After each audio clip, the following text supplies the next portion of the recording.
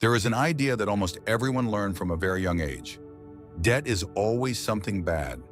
Maybe you heard this from your parents, teachers, or even financial experts. And when you look around, it seems to make sense. After all, millions of people live trapped in monthly payments, maxed out credit cards, and the constant feeling that money is never enough. But here's a question that almost nobody asks. If debt is so bad, why do so many rich people use debt all the time? In reality, some of the biggest investors and entrepreneurs in the world live with enormous amounts of debt. But there is one detail that changes everything. They don't use debt in the same way most people do. While some types of debt drain money month after month, others are used to build assets, generate income, and accelerate wealth creation. In other words, it isn't debt itself that determines whether someone becomes poor or rich. It's how that debt is used. And this is exactly what confuses so many people. Because two people can take the same loan from the same bank for the same amount and still end up in completely opposite financial realities. One may become trapped in years of payments. The other may use that same money to build something that generates income for decades. So before we begin, let me ask you something. Do you think debt is always bad? Or have you already realized that there is a difference between the debt that destroys wealth and the debt that builds freedom? Write it down in the comments because your answer might surprise a lot of people. And of course, take a moment to leave a like and subscribe to the channel because today you're going to understand a mindset difference that can completely change the way you see money, investments, and building wealth. From a very early age, almost everyone heard the same phrase repeated as if it were a rule of life. Debt is something bad. Parents warned about it, teachers reinforced it, and society as a whole seemed to agree. And for many people, this idea makes sense. After all, it's easy to look around and see people trapped in installments, maxed out credit cards, and constant anxiety at the end of every month.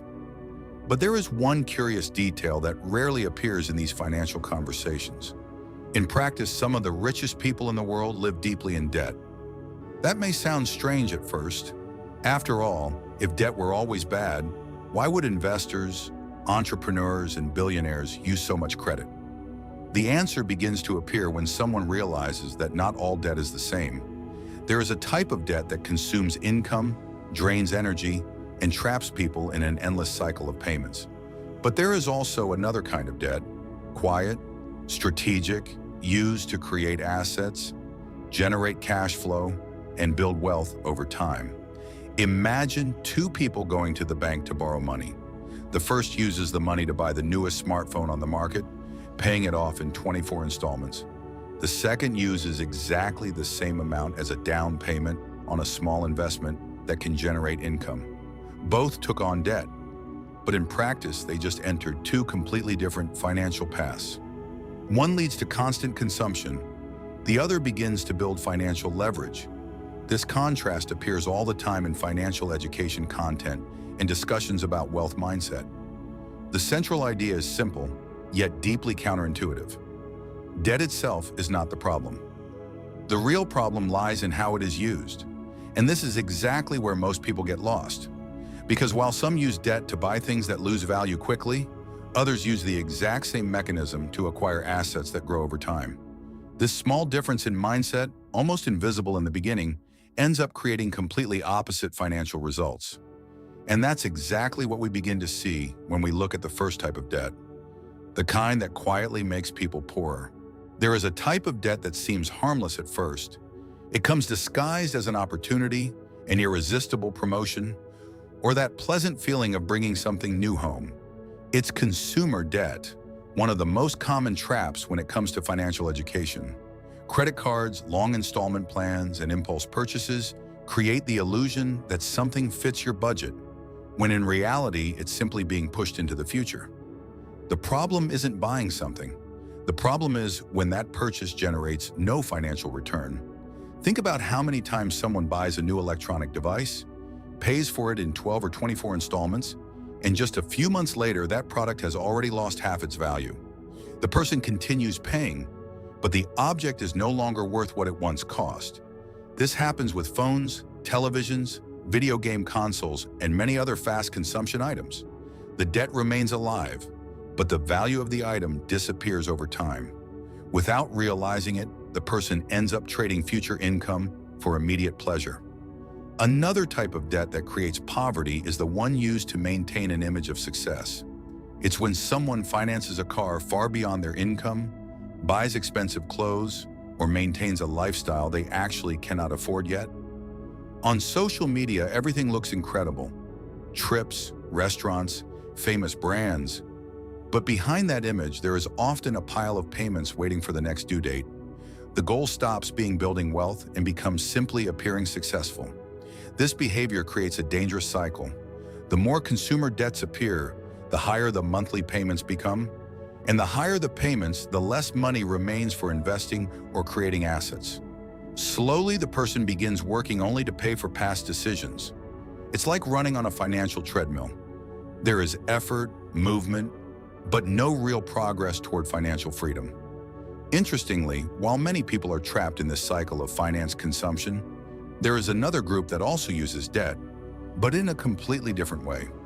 Instead of using credit to buy things that lose value, these people use debt to acquire something that can continuously generate money. And this is where the second type of debt begins to appear, the one that builds wealth.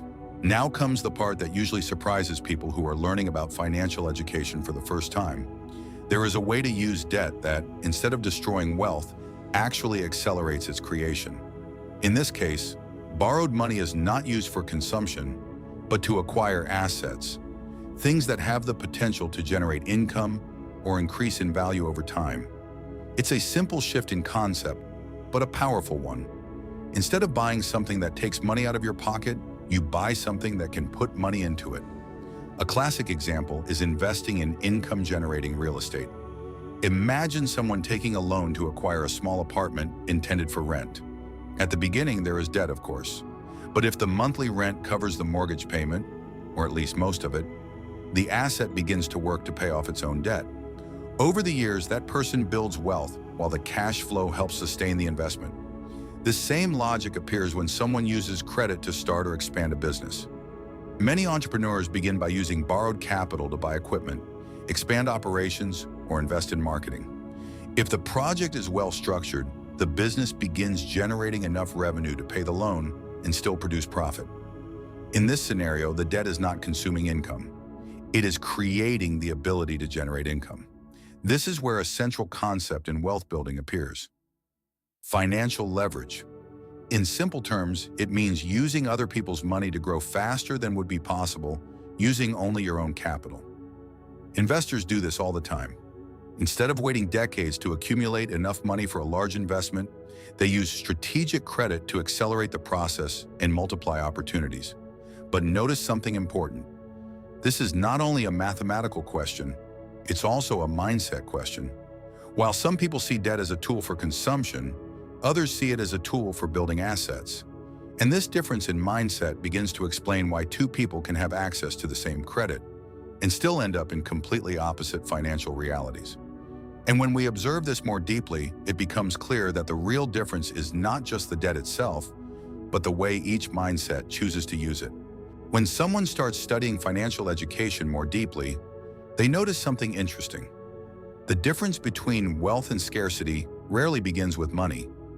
It begins with the way people think.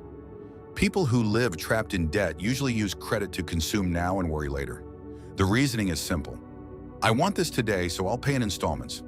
The problem is that when small decisions like this accumulate over the years, the monthly payments begin to grow like a snowball. This pattern creates a silent effect. Every new debt increases monthly obligations and reduces the ability to invest. Imagine someone earning $5,000 a month, but already paying installments for a car, credit cards, electronics, and other purchases. In the end, very little money remains to invest in assets or opportunities that could generate income. Slowly, the person realizes they are working more and more, but progressing less and less. Now observe the opposite mindset. People who build wealth usually ask a different question before taking on debt. Will this produce money? If the answer is no, they often simply walk away. But if there is potential to generate income, such as an investment, an asset, or a project, then debt can become a strategic tool for financial leverage. That's why, while some people accumulate payments that drain their income, others accumulate assets that work for them. A small investment that generates rent, a share in a business, or well-chosen financial investments can begin to create cash flow over time. At first, it may seem small, but with discipline, these assets begin forming a network that supports financial freedom. In the end, everything returns to the same idea. Two people can use credit, but the result depends on the mindset behind the decision. One uses debt to consume the present, the other uses debt to build the future. And as time passes, months, years, decades, this difference begins to reveal another powerful factor in wealth creation: the role of time. There is a silent factor that transforms small financial decisions into major life consequences: time. In the world of financial education, time can be either a powerful ally or a relentless enemy. It all depends on how debt was used at the beginning. When someone takes on debt for consumption with high interest and constant payments, time begins working against that person almost invisibly. Think about how a credit card with high interest works. A small debt that isn't paid quickly starts growing month after month. Interest accumulates, new charges appear, and before the person realizes it, they are paying far more than the original purchase value. It's like planting a seed that grows, except instead of producing wealth, it produces larger and larger obligations. Now imagine the opposite scenario. When debt is used to acquire assets that increase in value over time, the dynamic changes completely. A rented property, for example, can increase in value over the years while generating monthly income. Gradually, the cash flow itself helps pay off the debt. At the end of the process, the person not only paid off the loan, but also kept an asset that continues producing income.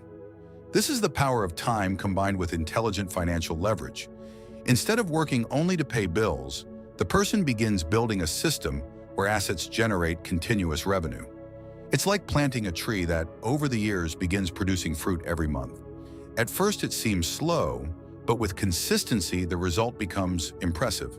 The problem is that many people don't realize this difference early enough. They believe they are making normal financial decisions: buying a bigger house, changing cars, financing certain comforts, without realizing that some of these choices hide one of the most common mistakes of the middle class when it comes to debt and investing. There is a very common financial behavior that ends up confusing millions of people: confusing liabilities with investments. On the surface, some decisions seem smart. After all, buying a house or a car can create the feeling of progress in life. But when analyzed through the lens of financial education, many of these choices turn out to be more like finance consumption than wealth building. A classic example is the financed house automatically viewed as an investment. Of course, having a place to live is important. No one argues with that. But when the property does not generate income and comes with long financing, interest, taxes, and maintenance costs, it functions much more like a liability that consumes money every month. The person spends years paying installments, believing they are investing, when in reality they are simply maintaining a high cost of living. The same happens with expensive cars purchased as symbols of achievement. A new vehicle may bring comfort and status, but financially it usually loses value quickly. Even so, many people take on long financing plans to maintain a lifestyle that looks impressive from the outside.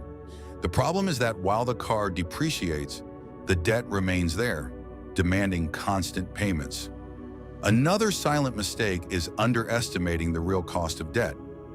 Compound interest may seem like a small detail in the contract, but over the years it turns the total amount paid into something much larger than the original price. A purchase of $50,000 can easily become $70,000, $80,000, or even more by the time all installments are finished. And all of this happens while the purchased asset has already lost most of its value. That's why when someone begins developing a strong mindset of financial leverage and asset building, an important change in perspective occurs. The person stops asking only, "Can I afford this payment?" and starts asking a much more powerful question, a question capable of completely changing the way any debt is viewed. At some point in the journey of someone who truly learns financial education, a silent shift in thinking occurs. The person realizes that the issue was never simply avoiding debt at all costs. In reality, The most important question was always something else. What is this debt being used for? This small shift in perspective begins to completely transform everyday financial decisions. Until then, many choices were guided by impulse or emotion. Something looked interesting, the installment seemed affordable, and that was enough to decide. But when someone begins thinking like investors and wealth builders, a much stronger filter appears. Before taking on any financial commitment, a simple question arises almost automatically. Will this generate money or just consume money? This question may seem small, but it has a massive impact. Imagine someone thinking about buying a more expensive car just for status. When they apply this question, they quickly realize that the car will generate expenses with fuel, maintenance, insurance, and depreciation. Now imagine that same person evaluating the possibility of investing in a small business, buying an asset, or investing in income-producing opportunities. Suddenly, the answer becomes much clearer. This change in mindset does not mean living without comfort or never enjoying life. On the contrary, the goal is to first build a base of income-producing assets so that in the future, money itself works to pay for the desired lifestyle. It's a strategic exchange, delaying some consumption now to gain more financial freedom later. And when someone truly internalizes this logic, their relationship with money changes in a deep way. Debt stops being seen as an absolute enemy or as a tool for impulsive consumption. Instead, it becomes an instrument, something that can either imprison or liberate. And that understanding leads directly to the final rule that summarizes the difference between the debt of the poor and the debt of the rich. After observing all these patterns, a simple rule becomes clear in financial education. The problem was never the existence of debt, but what the debt is financing. For years, many people were only taught to avoid debt without understanding that the real power lies in learning how to direct it correctly. Because when debt finances constant consumption, it traps people. But when it finances assets, it can accelerate wealth creation. People who build wealth tend to follow a very clear logic. First, they create income sources, then they expand their lifestyle. Instead of using credit to support immediate consumption, they look for opportunities to invest in things that can generate cash flow in the future. This might be a small rental property, ownership in businesses, strategic investments, or any asset capable of producing income over time. This doesn't mean these people never buy things they want. The difference lies in the order of decisions.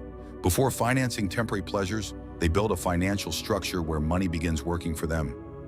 Gradually, assets start generating enough income to pay expenses, invest again, and expand this financial base even further. When someone begins applying this principle, their relationship with money changes completely. Decisions stop being guided only by immediate desire and start considering impact, return, and growth. The question stops being, do I want this now? And becomes, does this help build my financial freedom? In the end, everything can be summarized in one simple phrase that explains this mindset difference. The debt of the poor buys things. The debt of the rich buys freedom. After everything discussed here, perhaps the most important question is no longer, should I avoid debt? But rather, how am I using debt in my life? Because deep down, this is the invisible line separating people who spend years working just to pay bills from those who begin building assets that work in their place. Small financial decisions, repeated over time, end up creating completely different life paths.